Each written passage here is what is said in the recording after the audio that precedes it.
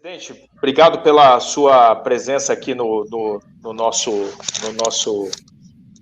canal. É um prazer aí estar recebendo aí. A gente tem recebido alguns presidentes de clubes aí e você é um dos presidentes com maior conhecimento e vivência aí no futebol brasileiro, né? Muito vitorioso, tem aí um período espetacular aí na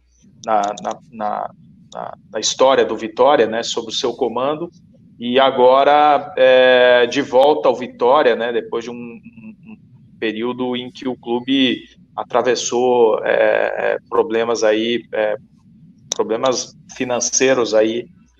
Então, a primeira pergunta que eu queria lhe colocar, primeiro agradecer a sua presença aqui novamente, né, eu sei que seu dia mesmo com quarentena é muito atribulado, mas pedir um balanço, né, como é que você encontrou o Vitória no seu retorno, e um retorno que já vem de cara com essa Covid aí, né? Quer dizer, que dificulta bastante os ajustes aí necessários, né? Eu agradeço, saúdo vocês e realmente eu cheguei no Vitória no final de uma gestão, né? Mais uma gestão que não se completa no Vitória. Foram 5 presidentes nos últimos 6 anos, né? É sinal de que algo não ia bem, institucionalmente falando, né?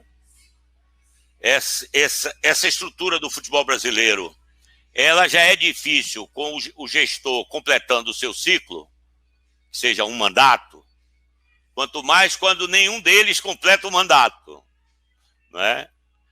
O que agrava a situação. A cada 3 anos, na atual estrutura, na minha opinião, carcomida pelo tempo, apodrecida de associações sem fins lucrativos, né? Onde você não pode receber 1 centavo de investimento. Sim. E os clubes se mantêm com uma visão de pertencimento absolutamente equivocada, porque o clube não tem dono, ele é formalmente representado pelos sócios, nem pela torcida, mas ele não tem dono. Então, a cada 3 anos, as instituições brasileiras correm o risco de chegar um neurologista, um dentista, né? Uma pessoa... Eu não estou falando de ladrão, não, tá? Eu estou falando de gente curiosa, que com um discurso oportuno para o momento do clube, ele consegue se eleger presidente. E durante 3 anos, tudo que ele não quer é pagar a dívida anterior, né? Porque ele vai embora em 3 anos, normalmente. Né? Então, ele não quer saber de passivo, de caixa. Ele só fala de orçamento. Ele não fala de passivo. Né? E os clubes são historicamente deficitários no Brasil, não é? Justamente por causa dessa estrutura social amadora de dirigentes que pensam que quando aquele time entra com essa camisa no campo, parece bonitinho, né? Mas é uma atividade de mão de obra intensiva. E, portanto, não é atividade de capital intensivo, que você aperta um botão bem planejado e as coisas acontecem. Você precisa de gestão, de relacionamento, de conhecimento, de network, e agora precisa também se atualizar com os novos tempos, né? O tempo da disrupção digital, né? Já que já passamos todas as fases de bilheteria, de TV aberta, de TV fechada, né? Agora estamos chegando na era da internet, né? Então tudo isso são situações onde o clube tem que estar adaptado e procurando crescer dentro e fora de campo, com tecnologia, com metodologia. Então, eu encontrei o Vitória justamente na contramão de todo esse processo, né? Sem caixa, porque o Vitória foi sorteado de ter o primeiro ano onde ele foi rebaixado e não tem o paraquedas, que é um crime contra o futebol, ao contrário do que tem nas ligas do mundo inteiro, vocês sabem. Você não pode sair de um orçamento de televisão que representa normalmente em todos os clubes brasileiros entre 45% a 60%, você não pode cair para 10%. Não é? Não há mandrake que possa conseguir fazer essa mágica de ajustar um clube que tinha um orçamento de 50 e cai para 6. Então aí não tem a ver com a gestão do clube propriamente dita. Sim. Mas tem a ver com a gestão da indústria, não é? Onde você e eu estamos inseridos, nós estamos inseridos na indústria. Os clubes não comandam e não dominam o negócio, onde ele é a célula mais importante. Ainda, depois de séculos, nós continuamos com a estrutura que meu pai conheceu em 41, quando jogou no Vitória. É a mesma estrutura. Talvez agora com a mídia eletrônica, né? Na época era só bilheteria. Hoje já temos receitas do marketing. O marketing nasceu e explodiu junto com a tecnologia de transmissão de direitos, na verdade, principalmente nos Estados Unidos. Então, eu encontrei o Vitória assim, achatado, com a deficiência de capital de giro de 30 milhões. Não tinha um déficit extraordinário. Vitória é um clube que deve 140, 150 milhões. O Vitória com 40 milhões, que a outra dívida é a dívida de longo prazo, é a dívida do Profut, que a gente costuma dizer que as empresas perdem a liquidez quando ela não tem o caixa para o dia a dia, e não a dívida de longo prazo, é lógico, não é? Sim. Não é verdade? Sim. Então, o Vitória tem um problema de curto prazo, por falta de liquidez absoluta, né?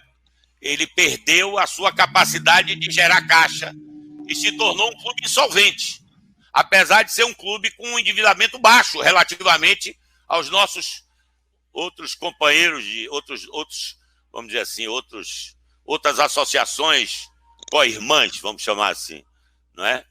Porque se eu tirar o Profut e tiver hoje 30, 40 milhões, eu deixo o Vitória arrumado agora. Para ter 30, 40 milhões com a receita que é a metade do que tinha em 2018, em 2019, e o que quando eu cheguei em abril, a gestão anterior já tinha gasto muito dinheiro do orçamento, então sobrou muito pouco dinheiro para o resto do ano, entendeu isso? Então nós encontramos uma folha de 600 mil de jogadores disponíveis, que treinava todo dia e tinha que receber, devido a essa maldita legislação criada em 2011, que é a Lei 12.395, que alterou a rescisão unilateral, a cláusula compensatória de 50% para 100%, de forma absurda, tá certo? E nós nós passamos a ser a única categoria que tem contrato por prazo determinado e não paga 50% como as outras. Nós pagamos 100%. Né? E isso, você fica com o jogador, porque o jogador é diferente de outros ativos, de outras atividades econômicas. O jogador vence o ciclo dele no clube, você não sabe quando vence. Por isso você tem que contratar cada vez menos e formar cada vez mais. Cada vez mais. É o que nós estamos fazendo. É o que eu aprendi a fazer na década de 90, levando o Vitória a uma final de Brasileiro, a uma semifinal de Copa Brasil em 2004 e tendo, na época, um dos 8, 10 melhores times do país. E com 8 anos sem televisão, hein? 8 anos sem televisão. Só fomos ter televisão em 2000, quando o Vitória entrou no Clube dos 13. Clube dos 13. Naquele famigerado Grupo 5, com aquela discriminação que era patrocinada pela Rede Globo de televisão, o nosso contratante. Então, eu encontro o Vitória assim, sem capital de giro, encontrei assim. Então, 2018, 2019, Fernando e companheiro, foi para sobreviver, não cair para a terceira. Quase aconteceu, né? Porque quando chegamos na Copa América, nós tínhamos 4 pontos em 10 partidas, ou 9 partidas. Então, a situação, você sabe que sair lá de baixo é complicadíssimo. E tínhamos um time ruim, tecnicamente ruim, sem jogadores formados no clube praticamente. Né? Aí agora em janeiro de 2020, antes da epidemia, nós tínhamos um programa de desenvolvimento esportivo calcado na formação, onde o Vitória tem know-how, tem cultura, tem estrutura, e já das primeiras rodadas o Vitória já tinha no seu elenco 12 jogadores feitos em casa. Isso em menos de um ano. É um número que eu me orgulho muito. Os resultados viriam e virão. Sim. Mas aí chegou a epidemia e nos tirou o resto de liquidez que nós estávamos construindo, pouquinho a pouquinho, né? Então essa é a situação do Vitória. Hoje a necessidade de capital de giro do Vitória saiu de 30 para 38.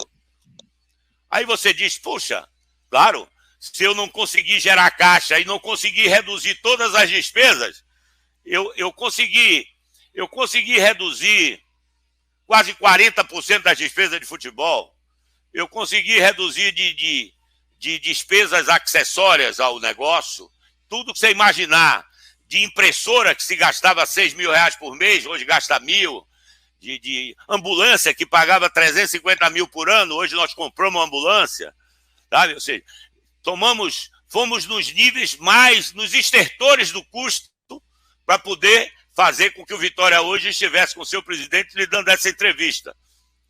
É isso aí. Maravilha. Já